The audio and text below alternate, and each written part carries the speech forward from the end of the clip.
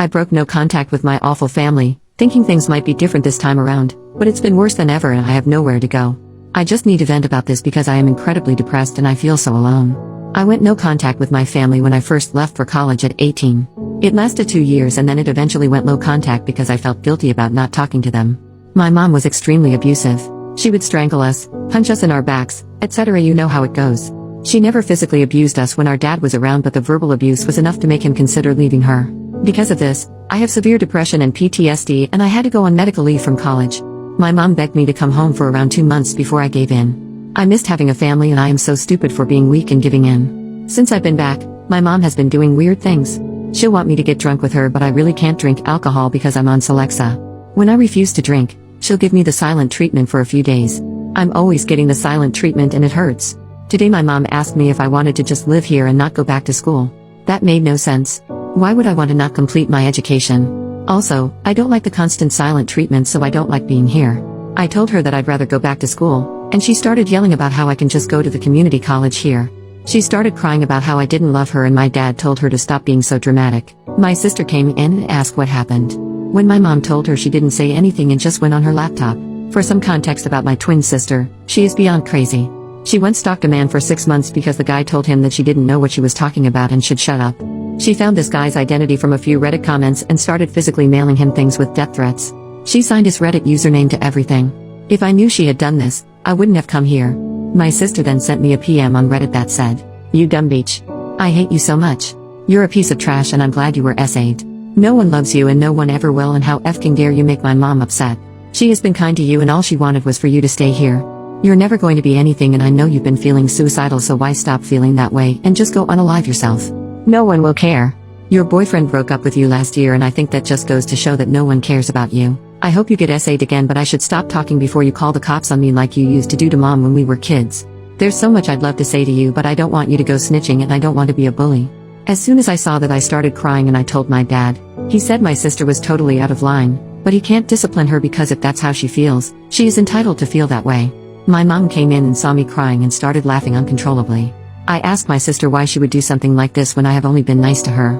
I sent her like $400 a month when I was in school because my parents are so poor. I deleted my account immediately and my sister said that she found my account because she snooped around on my laptop when I was out of the house. All my dad had to say about this is that it wasn't nice. I have no idea how to cope with this. My cousin said that I can move in with them next month when they get back in the country, but that's such a long time away. First update, 10 days later, my hands are shaking but I am on the way to a domestic violence shelter. I am very afraid. The family who was going to take me in said that my mom asked them not to get involved and they don't want to make her mad. She didn't even have to know I was there. My entire family has known about the abuse and they tell me it's awful but have never done anything. Not a single thing. I look a mess because it all happened fast. An object was thrown at me and nasty things were said.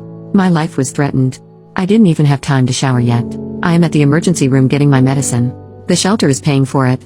I'm afraid of getting judged because I actually rolled out of bed and look so awful. But I had to escape. The shelter only gives me 30 days, so at my job interview I think I'll be honest and tell them I really need the job because I'm in a shelter. It's at a cinema, so that would be nice. My friend and her parents live in my college town and said I could stay there. I just have to buy my ticket. Thanks for the encouragement and I hope things will be okay for me. Edit. My dad keeps sending me texts telling me to call him immediately. I am not going to do that. Final update. Wow, so it's been nearly 3 years since I posted on this forum, desperate for help. For some reason, these posts just popped into my head after all this time, and rereading them I just want to hug my former self because I had forgotten how bad things were. I also want to hug all of you for helping me. I wrote down the advice you gave me and I used it. I really did. I may be a little vague to continue to preserve my identity. So here goes the last update to this saga. And it's a happy one. The shelter that I stayed in was very nice and brand new. The staff told me how cramped the other one was, so I'm very lucky that I arrived when I did. After the first day, my nerves relaxed and I could just breathe. There were about 7 other women there and we each had our room with a nice bathroom. I was the youngest there and the other women gave me advice about life and they even did my makeup for interviews. We each took turns cooking, per the rules, and we developed a nice bond. The staff was so amazing and they also talked to me about life. I felt so safe at this place because of the security. Oh, I almost forgot. A church group came to give quilts they had made for us and I still have mine. Sometimes I snuggle with it and think of how far I've come. I love that quilt and I wash it very carefully. We also had group and individual therapy which really helped. I know every shelter experience isn't like this, but please don't be afraid to just leave when things get bad. Family abuse counts as domestic violence. I was able to find a job that paid more than the movie theater offered, and I told them that I didn't plan on going back to school in the future. Yes, it was a lie, but there was no way I could afford rent by working at a movie theater. I decided to look for my own place instead of just staying with a friend that offered because I needed stability, and if things got bad, I didn't really have a support net and would have to start over. I had no reason to think things would go bad, but after leaving such a bad situation, I guess nothing felt secure for me anymore. I rented a room and my roommate was never home because he was a truck driver. I didn't feel very comfortable staying with an older man I didn't know, but I had very few options. He was very nice, and because our schedules never aligned, we left each other goodbye notes since we couldn't do it in person. I still have his note. I did go back to school the next semester when my medical leave was over, but not at my original school. I felt like I needed a fresh start, and my family knew about the old school anyway, so I applied to different schools. I got into a great school. I told my story, of everything I had survived, in the essay. When my sister told me that I wasn't going to be anything, she was wrong. And I think she knew she was wrong in her assessment of me. I graduated this year and I have stability that I've never known before. Although I'm a few years older than I wanted to be when I graduated, I realized that sort of thing doesn't even matter, and the medical leave was beneficial. I just got engaged to a lovely man with a lovely family.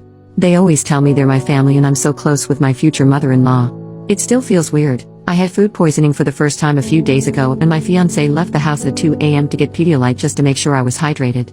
And when I felt like I was never leaving the bathroom, he told me he was going to make lentil soup for me. I didn't have to ask or even say anything. When I was a kid and vomiting blood, my mom told me to go back to sleep. It feels nice to be treated this way, and sometimes I catch myself saying, "You don't have to," when he tries to do something nice to me. Anyway, he has 6 siblings and they're like the siblings I never had. I learned to value myself and put myself first. I wasn't loved as a child, and so I do things for myself that I didn't get. No one made me feel special, so I do it myself. I make it a point to buy flowers for myself weekly. A therapist recommended this to me, and it makes a difference. No one cared that I was sick as a child, so I make sure that I rest and relax without disruptions when I'm sick. No one valued my personal time or space, so I have days where I don't even answer my phone and just spend time with myself. Things like that. Thanks again to everyone. When I made that last update, I was crying and I really didn't think I was going to be okay. I was headed to a shelter with a 30-day stay, and I thought there was no way anything beneficial could happen in 30 days. I was very depressed and hopeless, and I had no idea things would have gone in such a positive direction. I'm so beyond thankful